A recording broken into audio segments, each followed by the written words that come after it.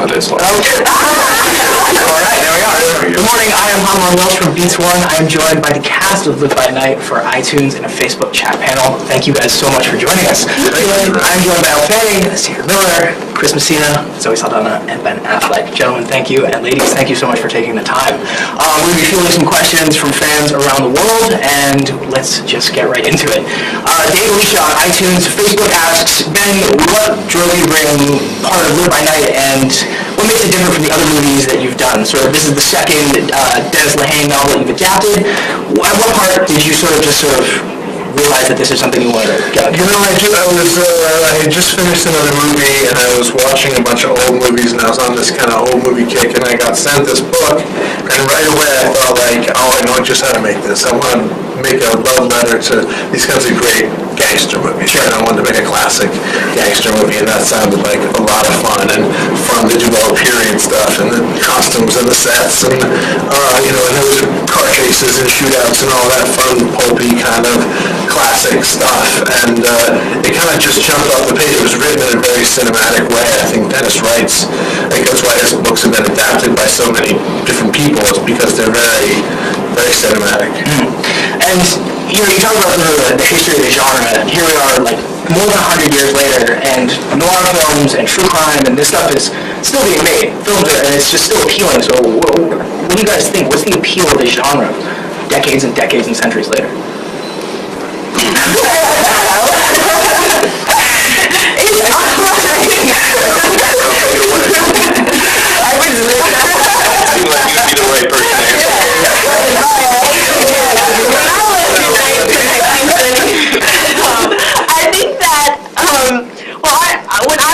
The film, to me, it has this kind of fantasy quality, even though it's not. It's something that really happened, but also the 1920s are a time that you kind of read about and hear about as this it's very glamorous, and also gangsters, and it's just something that people, I think, kind of dream about and kind of picture themselves. At least you kind of picture yourself in that time, and what would that have been like? And I don't know, it's appealing to people. So to me, it's a sexy time. The gangsters are doing things that you normally can't do in real life. So it's kind of fun to watch that and watch them get away with stuff, and it was a great time period. And we've seen sort of like the crime genre and the gangster genre look at cities like New York and Chicago and Los Angeles, and this is the first time we've ever sort of seen that sort of 1920s era take place in Ybor in Miami.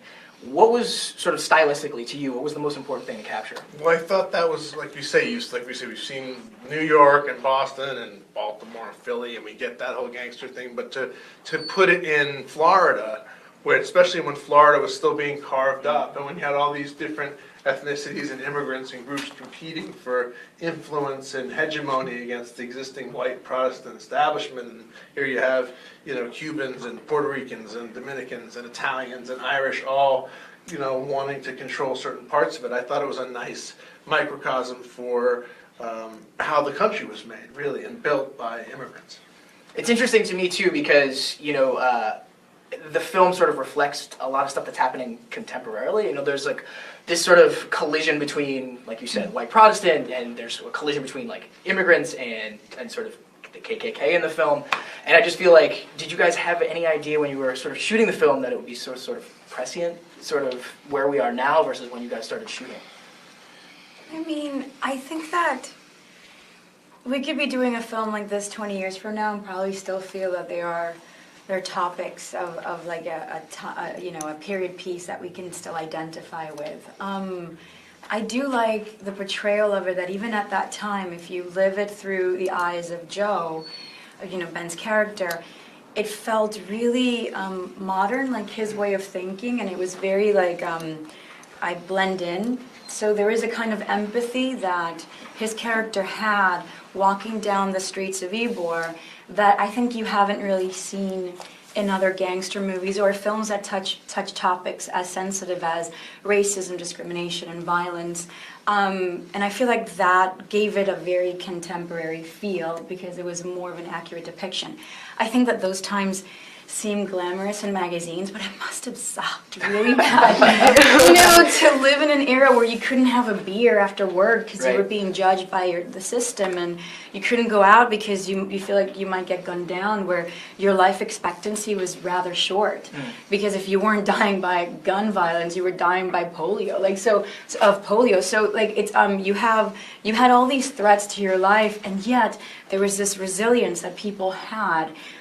When, you know, at night they just really lived, you know, and that was beautiful, I feel. Just like trailed off. No, I mean, I was like, I'm just going through diseases that you could have died of. I was like, polio, typhus. You could have definitely gotten typhus. So Camilla Emanuel from Facebook asks, how do you describe the importance of female characters within the movie?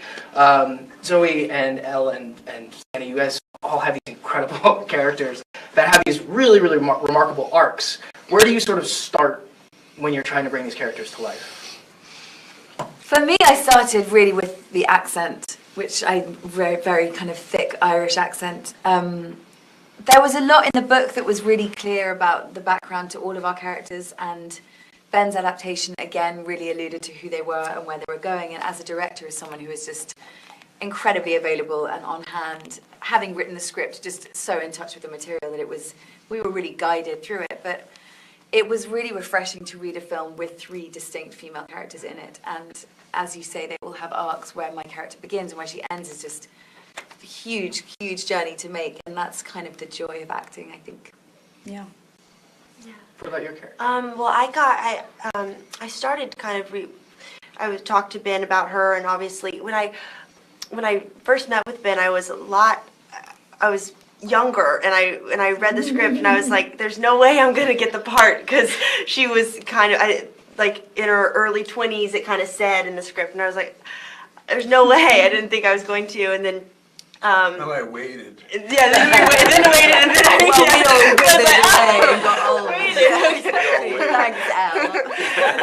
but it was actually, and then it was kind of perfect, because when I filmed the film, obviously Loretta, she does kind of, you see her more innocent, and then she does kind of become a young woman, and at the stage of, I was around 17, about to turn 18 when I filmed it, so I felt like I was on the cusp of that, so I understood what she was going through, because you're still a child, and you feel that way, but then you have all these responsibilities, and you've seen more, and so it's a strange time, and I think she was going through that as well. And also she turns into an evangelist preacher with a lot of things to say. Yeah, there's a lot of other stuff that happens. So Amy Semple McPherson was this lady from the 1920s who was a preacher, and I did a lot of research on her, and there were some YouTube clips of her speaking against alcohol and during the Prohibition, so I based a lot of it on her. Even the wardrobe, her white dresses and crosses were based on her. Zoe, what about you? Where did you sort of start mining for your character outside of the book? I mean, Graciela in the novel is a lot more like gangster. I like the Graciela that ended up in the movie, which was a person that has seen a lot. You know, by the time she meets Joe, she's already been married to a gangster, and she's fled a country that's overpopulated with injustice, and now coming into a place where she feels that she's much more cultured, and she feels that she's it's not like she feels like she's above it, but there is a separation, spiritual separation that she naturally has towards the world around her, and she's made a choice to sort of just kind of find a way to live the last years of her life just redeeming herself from all the things that she's done before. So I feel like when she meets Joe, she's been on this path, and she encourages him to do that, and I feel like she was the only character that presented a voice of reason for him, that encouraged him. It's like, okay, don't live by night, per se, you know, just, and if you have to, find a way to give back. And that was a character that I think I haven't played. I've been in space for 10 years, kicking too much ass, and so to play a woman that owns her womanhood and owns accepting the fact that she's fallen in love and she's going to live in this vulnerable state was very beautiful and empowering. Yeah, redemption is a huge theme throughout the entire film, and it was just I thought it was very well done and very well tackled. The film itself is absolutely beautifully shot. Like any single frame, you could take it and hang it on the wall in a gallery. I know that you guys recreated 1920s Ybor in Georgia. What was that like for you guys shooting and directing? Well, Georgia has a tax rebate. Yeah, so sure. That's why we were in Georgia, and it was about a couple hundred miles north of where it really took place. Right. But actually, southern coastal Georgia is a lot more wild than Florida. Is just all strip malls, and you can't go anywhere where you get that sense of, unless you go to the Everglades or something, of raw natural beauty. And I wanted a sense of an uncultivated, unexplored place, something wild where you saw wild animals. And so we found this place, and then we built Ybor City on this street in this small town, and I think we got away with it.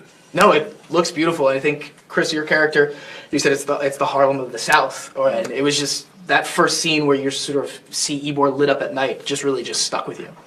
Yeah, that was when we walk into the club. Yeah, that was fun to shoot. That was one of those moments where you're like, wow, I'm in this movie. This is so cool. Walking into the club next to Ben with a cigar in my mouth. Dream. And not only that, but you underwent a pretty significant physical transformation for the film. I did, yeah. In the book, the character's described as pretty round. Yeah. And standing next to this guy and being his enforcer, it seemed like the only way to go. Couldn't get much taller.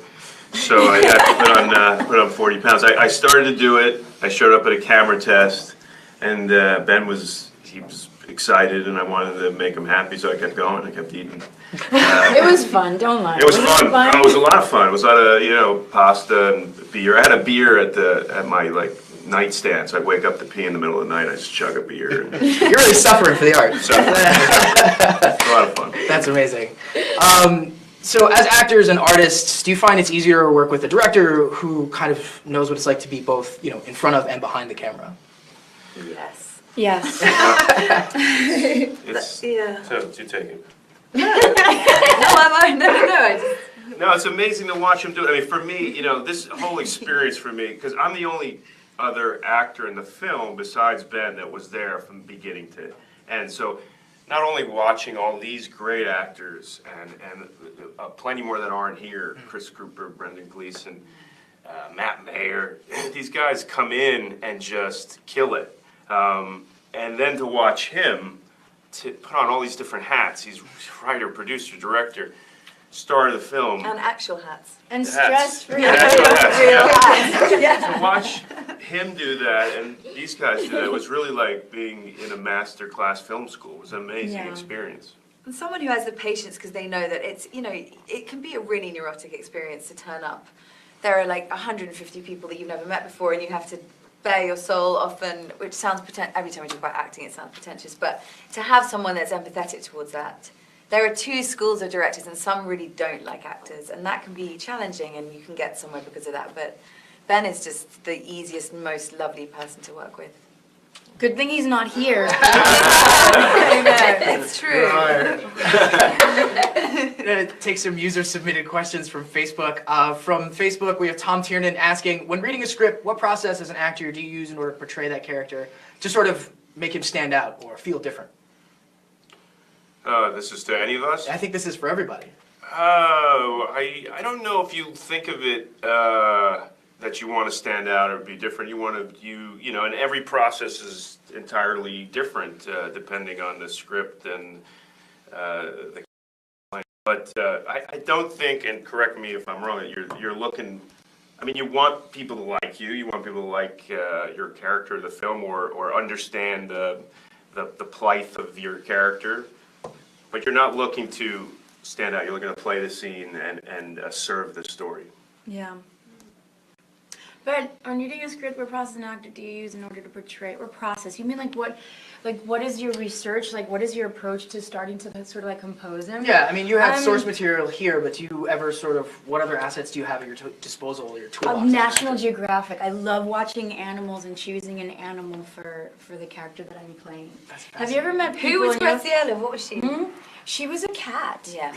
You know, she was Like, very. as you She was a cat. But it was because in that era, women were elegant and they put great importance in your physical appearance to be in public places. So that meant that there was a way of gliding that, and I have to thank my husband, because I would have made her into like, well, she's Cuban, so she's hard, and she's this and she's that.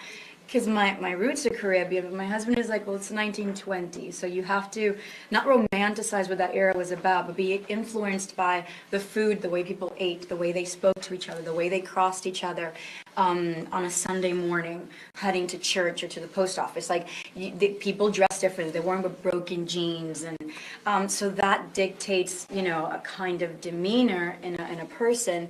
And sometimes by studying animals, it's easier for me to understand the physicality of that character. Sure. Sienna, what about you?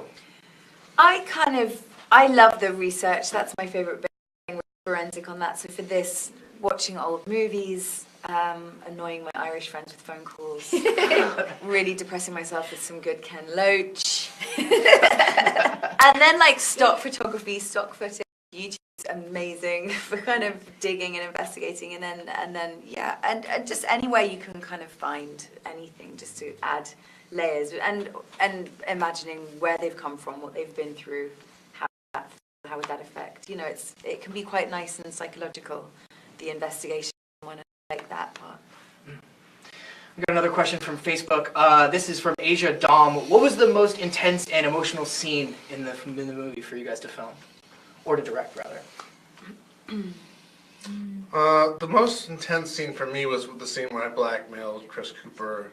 That was pretty intense. He played it really well, and I really felt like I was crushing this guy as he was sitting there. It was intense.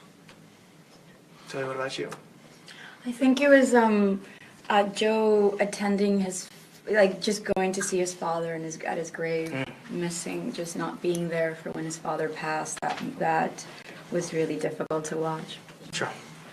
For me, I love the scene. I get to warn Ben's character about some trouble that's headed our way, and I love that scene. It was fun to shoot, and that was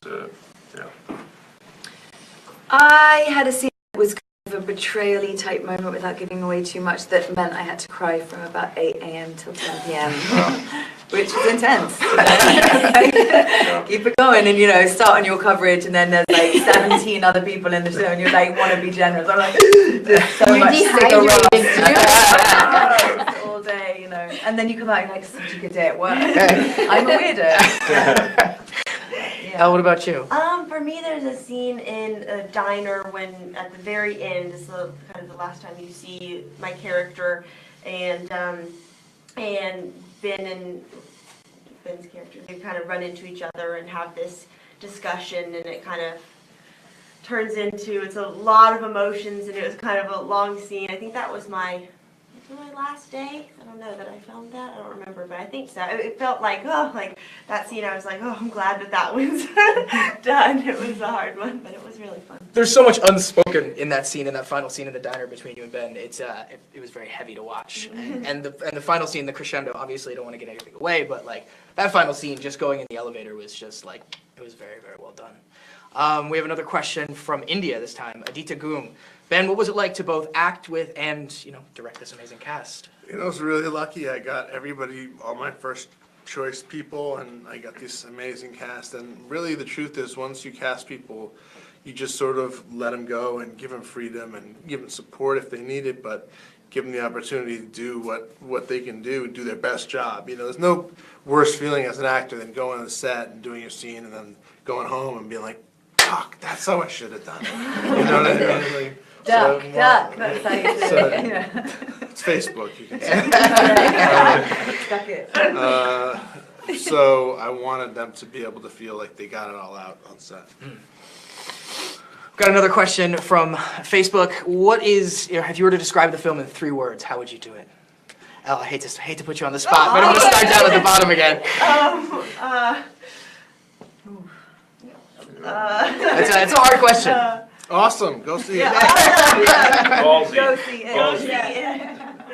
ballsy, fun, Glamorous, Powerful. dangerous, Beautiful. sexy, sexy, happy, dangerous. chubby. Yeah. No. Intense. And you touched a little bit about heading to Georgia to kind of tap into that sort of undeveloped wildlife. We have Marcio David Ramayo from Bolivia asked, what was the most difficult thing about making this film? No gator attacks, nothing like that? The weather was a little bit challenging in Georgia. We had some stuff where fog came in halfway through the scene, and then we had to put fog in through special effects through the rest of the scene. And we had, some technical problems. It had great cinematographer in Bob Richardson who was able to do anything, and we had a top-notch crew, and these guys were game for anything. So when hurdles came up, it was like, yeah, no problem, cool, we can do it. It was really easy. That's incredible. There were mosquitoes in Georgia. That's the only thing that was like a little bit of a canker sore. Sure. Because like if you're in the middle of shooting a scene and you just want to scratch, you sort of like, I'm wearing a dress. How did it get there? But other than that, it was fun. Difficult? There wasn't anything difficult. The car. The car. The car. Chris had to learn how to drive those Yeah. cars. Yeah. The And car. look cool doing it. And look cool. Yeah, that's true. The car was a pain in the ass. It looked like a pain in It was the a ass. pain in the ass because you're trying to be a cool gangster, you got the cigar, and you're nervous, and you can't get the car into gear. Right. So yeah, the car was a pain in the ass. Sina, what about you? The hardest part? I can't think of anything that was hard. I had the best time making this film. I loved it. Amazing. Yeah. Yeah, I had the best time too. Oh, I make got a sure. finger infection. Oh, Oh yeah, that's right. That was That was finger real infection? It was bad. disgusting. Gross. I had like a 1930s manicure, and obviously at some point it was like overdone, and I got like a swole. It was disgusting. So I start off smoking with my right hand, and halfway through it's like switches to my left because I had this monster finger. Oh my god. It was hideous. Amazing. Thank you guys so Thank very you. much for the Thank time. you. Live by Night opens in theaters January 13th. Thank you very much. All right, bye.